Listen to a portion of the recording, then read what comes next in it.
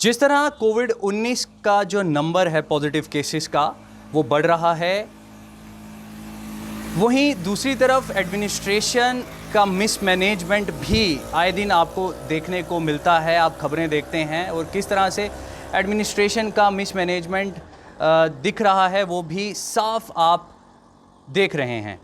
उसके साथ साथ एक और बड़ा कंसर्न है जिसमें जो जनता है वो भी कंफ्यूज नज़र आ रही है इस पेंडेमिक के दौरान। ऐसे में कुछ दिन पहले बार एसोसिएशन जम्मू के प्रधान अभिनव शर्मा ने head of union territory lieutenant governor Manoj Sinha से ये अपील की है कि 2 हफ्ते का स्ट्रिक्ट लॉकडाउन जम्मू कश्मीर में होना चाहिए। इस समय हमारे साथ फ़ोन लाइन पे यंग लॉयर्स एसोसिएशन के प्रधान नितिन बख्शी बातचीत में मौजूद हैं। सबसे पहले नितिन जी, आपका स्वागत करूंगा मैं हमारे चैनल द न्यूज़ नाउ में। शुक्रिया सोमिल जी।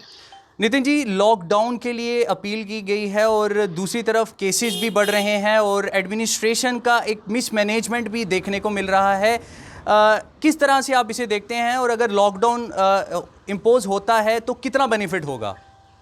देखिए सोमिल जी, मैं आपको ये पहले कहना चाहूँ जी, जम्मू कश्मीर के अंदर और खासकर to be very specific Jammu सूबे के अंदर कोविड-19 से जो हेल्थ डिपार्टमेंट की मिसमैनेजमेंट है, जो यहाँ की एडमिनिस्ट्रेशन की मिसमैनेजमेंट है, जो कि नजर आ रही है क्वारंटाइन सेंटर्स जी, में, आइसोलेशन वार्ड्स में और अस्पतालों में, जी, जो कि इस टाइम बहुत बड़ा मुद्दा बना हुआ है, जहाँ ऑक्सीजन की कमी तक है, जी, जो कि एक बेसिक नीड है हमारे अस्पतालों में।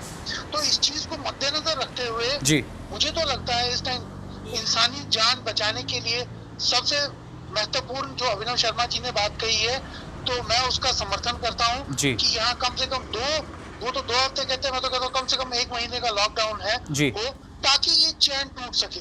जी, क्योंकि स्थिति दिन प्रतिदिन बद से बदतर होती जा रही है, जी, केसेस दिन प्रतिदिन बढ़ते जा रहे हैं जी। और सोर्सेज बहुत लिमिटेड है। नितिन जी, मैं लॉकडाउन Isolated- मैं लॉकडाउन की बात करूंगा तो पहले भी जब लॉकडाउन रहा तो उसकी वजह से कई सारे लोग ऐसे हैं जिनको फाइनेंशियल जो है उनको क्राइसिस आ गया। सिविल सोसाइटी के बीच में लोग कई सारे परेशान हैं। अब आप खुद एक यंग लॉयर हैं और यंग लॉयर एसोसिएशन के प्रधान भी हैं।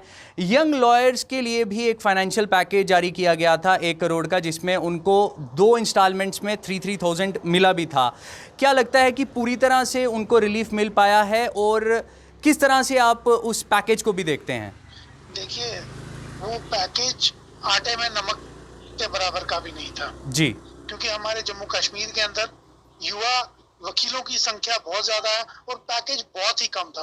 और उसके बाद जो रकम दी गई उससे तो आज के इस युग में गुजारा करना मतलब मुमकिन ही नहीं है। जी, तो वो सिर्फ एक आंखों में मतलब धूल झोंकने वाली बात थी वो पैकेज, जी, जिसको मैं कहना चाहता हूँ, क्लियरली कहना चाहता हूँ, इतने स्ट्रिक्ट परफॉर्मा के साथ उसका फॉर्म आया था और उस फॉर्म के बाद इतनी कम रकम दी गई, तो उसके बाद भी कुछ लोग, कुछ हमारे युवा वकील उस चीज से वंचित रहे, तो वो सिर्फ एक फ्लॉप शो था जी, सरकार की तरफ जी। से।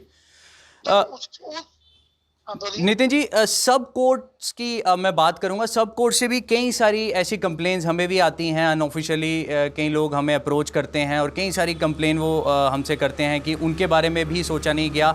हालांकि जो 3,000 की इंस्टॉलमेंट्स 2 बार आई हैं, कई सारे ऐसे यंग लॉयर्स हैं कि जिनको वो इंस्टॉलमेंट भी नहीं मिल पाई। वो वही तो मैं आपको कह रहा हूँ कि जी, काफी लोग उससे, हमारे युवा वकील वंचित रह गए, क्योंकि उसमें टाइम पीरियड बहुत कम था, काफी स्ट्रिक्ट सा एक उसका फॉर्मेट था जी, जिस क्राइटेरिया में हर एक फॉल नहीं कर पाता था।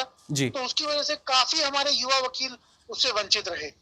और एट द एंड मैं आपको ये बताऊं कि इस समय वैसे तो फाइनेंशियल एंगल ऑफ उससे व्यू से देखा जाए तो लॉकडाउन लगाना सही नहीं है, जी, मगर कहते हैं जान है तो जहान है। जी, तो एग्जैक्टली, इस टाइम सबसे पहले हमें जान बचाने की तरफ देना चाहिए, क्योंकि हालत दिन प्रतिदिन बद से बदतर होती जा रही है, केसेस बहुत बढ़ते जा रहे हैं, पॉजिटिव केसेस बहुत आ रहे हैं और सरकार की तरफ से फैसिलिटी कोई नहीं है। जी, सबसे बड़ी जो बात है, सरकार विफल हो चुकी है, सरकार ग्राउंड पे फेल हो चुकी है टोटली इस चीज से लड़ने में।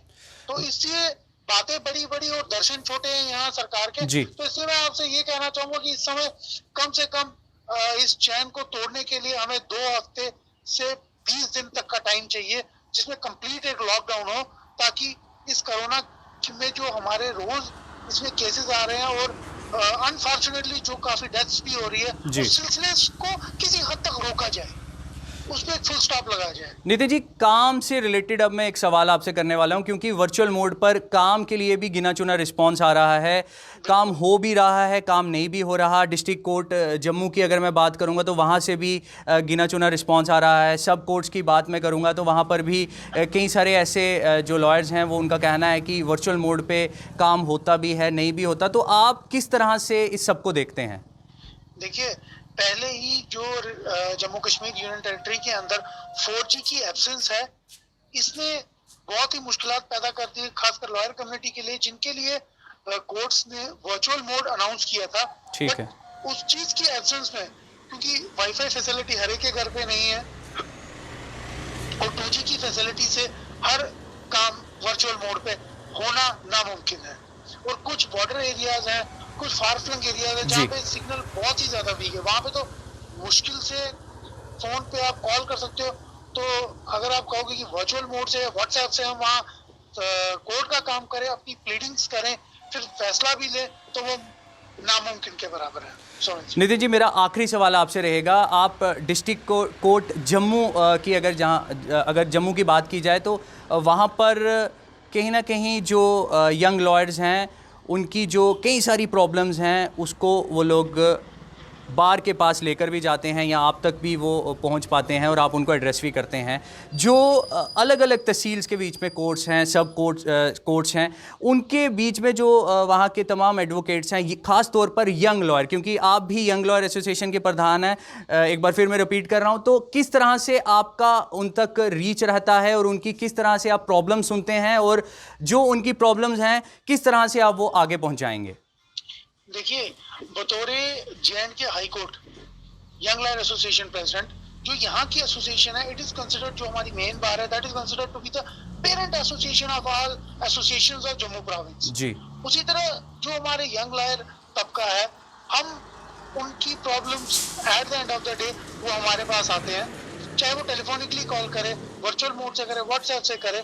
तो मुश्किलात, मैं ये कहता हूँ कि मेरे पास कोई जादू की छड़ी तो नहीं है कि मैं उनकी सब मुश्किलात सॉल्व करूँ, मगर मैंने हमेशा अपने बेस्ट एफर्ट्स लगाए, चाहे वो हरसपुरा मुफस्सिल कोर्ट हो, सांबा कोर्ट की प्रॉब्लम्स हो, या हमारे थोड़ा यहाँ रियासी वाले साइड या कटरा वाले साइड या उधमपुर वाले साइड कोई भी प्रॉब्लम हो, तो YLA, जब तक मैं प्रेसिडेंट हूँ, सोमिल जी, मैं आपके चैनल के माध्यम से, इस टेलीफोन कॉल के माध्यम से ये कहना चाहता हूँ, हालात कुछ भी हो, आज तक मैं हमेशा खड़ा रहा, कोशिश हमेशा अपनी बदस्तूर रखी।